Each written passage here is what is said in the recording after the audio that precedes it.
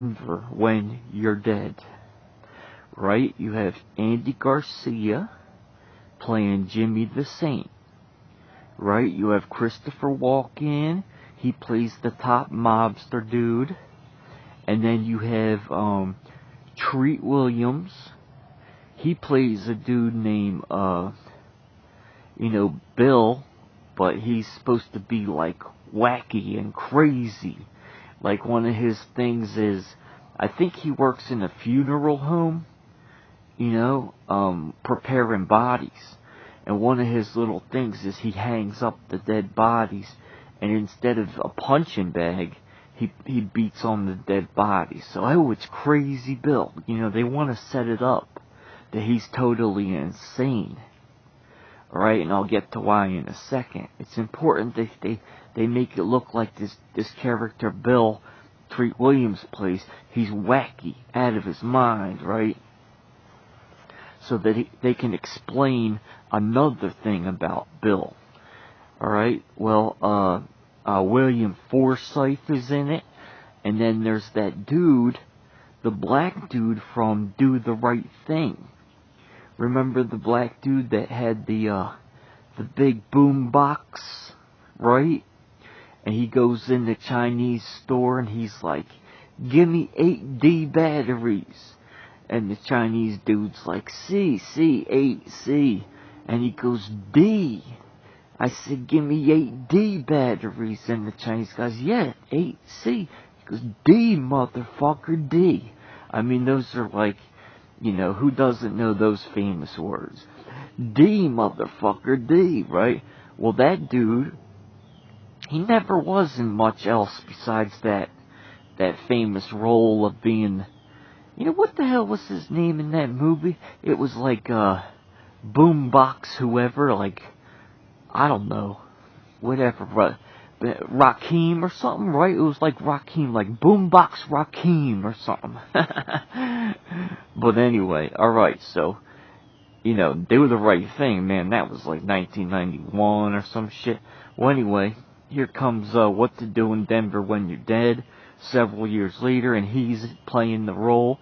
Okay, so anyway, apparently, Do the Right Thing guy and Treat Williams, the Crazy Bill character, they don't like each other.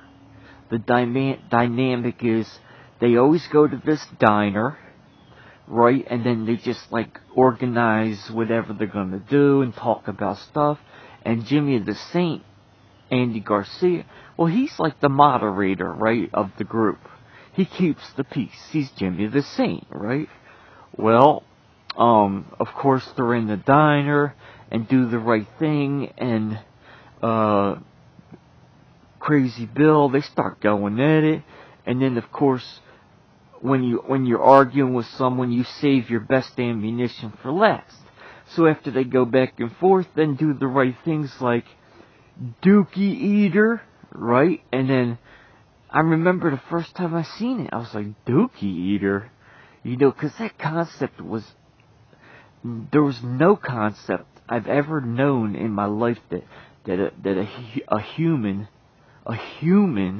would purposely eat poop. That was the first time, okay? And then a little bit later, he was like, Dookie Eater, and then of course, Crazy Bill, he freaks out. He's like, don't say it, or something like that. And then the Do the Right Thing doubles down, and he's like, FECES Freak. and then Treat Williams jumps over the table, and then of course Jimmy the Saint has to break him out. He's like, yo, come on, we're supposed to be friends, blah blah blah blah blah. Alright, so that is the very first time I saw this concept of a human being, as Do the Right Thing said, a dookie eater or a feces freak. Okay, now of course, when I saw it, that movie came out in the late 90s or, I don't know, early 2000s, I was as asleep as it gets. So I just let it go. I didn't even really think much about it, but it definitely made an impression. It planted a seed, And that's why when I learned about satanic practices, I immediately, not immediately, but soon after remembered that scene. In fact, I need to go back and watch it. And maybe I'll even, save it and then edit it to just that part about the dookie eating. But anyway, okay, so, the second time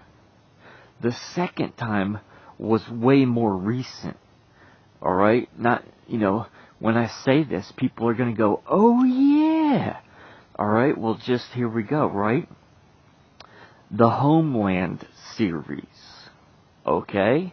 The Homeland series. Now it's either, season 1 or season 2. Because basically season 1 was awesome. It was very much awesome. But they did not, really show us what it was like for Brody to be held captive. We only knew he was held captive for, a long fucking time, 8 years, and he had scars, and his mind was fucked up, and all this thing, right? But we never saw. They didn't show us what it was like. And that's why I think it was season 2 that they started doing flashbacks, or whatever you want to call it, right? Anyway, they did a flashback scene, and, so apparently, Brody was held captive, before he got the cushy little job, tutoring the head dude's son, right? Or maybe it was at the same time, but that's not that important. Okay, the fact is he was locked up in basically a jail cell type thing, and he had his guard on him. He had the Muslim guard, he had his machine gun, and he was talking to Brody and all that kind of thing. Damian Lewis, of course, is Brody. And then anyway, so it comes time and to take him to the little poop hole, because that's what apparently that's how they wrote it in. On the compound there was a little concrete, in the concrete walkway there was a hole, like a drain. It was basically a drain. It was that big around, Well, it was Brody's poop hole. He had to squat down and poop into the little drain. And then, of course, when he was done, alright, then the guards, clean it or something, and then Brody starts he takes his hand and he starts stuffing in the poop, or maybe he had to clean the poop hole. I don't remember. It's not that important. The fact is, all of a sudden, Brody's got his hands all in his poop, his little poop drain, and he's stuffing it down and this and that, and whatever, right? Or actually, okay, I know now. Okay, actually, Brody has a poop bucket in his jail cell. And then the thing was, he had to carry his poop bucket to the drain, and then stuff all the poop from the bucket into the drain. So he used his hands, he was stuffing it down. And then it happened. Then the nasty shit happened. Right? Okay, so he's done stuffing it down, and the guard frickin' goes, I don't know how he said it or what, but all I know is, next thing I know is, Damian Lewis is straight up licking his hands clean. Obviously it looks like, they made it look like the nastiest peanut butter, gooey, gross. And his hands are just, he was stuffing it, so his hands are covered in poop. And the guard's telling him, lick it clean, Brody. And the thing is, the guard was they were having a good conversation and stuff, But then all of a sudden, I guess the guard wanted to show him who was still in charge, and he's like, now lick that poop off your hands. I mean, come on, man. That, it's one thing in what to do in Denver when you're dead for someone to call another a dookie eater or a feces freak. It's another thing to have a dude straight up licking his hands clean of poop. And then, bam, I was like, but still, that second season, if it was the second season, that was several years ago, right? I mean, Homeland, would that start 2012 or something? So we're talking like 6-7 years ago that I still was sleeping. I was really sleeping. Okay? So, that was another seed planted in my mind, even though I was like, what the fuck? Like, I might have even thought, why would the writer, or not, I didn't go take it, I don't go take it to that. Why did the writer do this or this? It was more significant than the previous, So anyway, and then finally, about May 2017, that's when I start waking up. I say that's when God smacked me. And anyway, that's when the process started. And it was probably about 4 months later, so probably around October 2017, when I started learning about satanic rituals, insider stories that match up with other insider stories. And then they all start talking about this poop eating that's going on. And since then, I've seen a lot of people confirm that it's just one of the things they do. Poop, piss, whatever, man. They're just nasty, and it has something to do with the nastier the excrement. It shows your allegiance to Satan because you're doing something that you wouldn't want to do, and then really that's their way of showing respect. I don't want to do this, but I'm gonna do it out of respect to you. You know what I'm saying?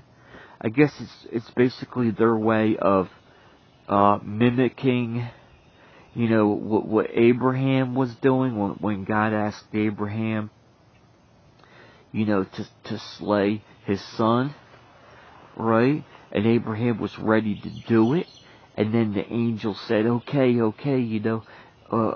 we know you love God, we know you fear God, so don't slay your son, instead sacrifice the sheep or something like that. I don't know exactly how it goes, but we all know that basically God told Abraham to sacrifice his son, and at the last second he told him, okay, I see you're about to do it, and that's, Abraham proved to Jah Almighty that he was 100% all in. That's just, if you want to talk about being tested by Jah, that's pretty much as hard as the tests get, right? To have to prove that you're willing to sacrifice your own son. I guess because Satanists and Luciferians, they want to copycat everything God does. That's all the whole thing is. It's a big copycat. It's a big counterfeit, Christ thing. And so they basically are taking what stuff that's happened in the Bible, and they're trying to copycat it and put their own twist on it. And somehow, in their minds, they thought it a good idea to prove to their God, who was Lucifer, who was Satan, that their allegiance is 100% if they eat poop, or eat the flesh of their fellow humans, or drink piss, or, I don't know, lick sweat off of a frickin' sock. I don't know. It's nasty. I'm glad I served Jah and his son Jesus. Let's put it that way, because, I just had myself a really good hard-boiled egg with salt and pepper for breakfast, and I have 2 more in my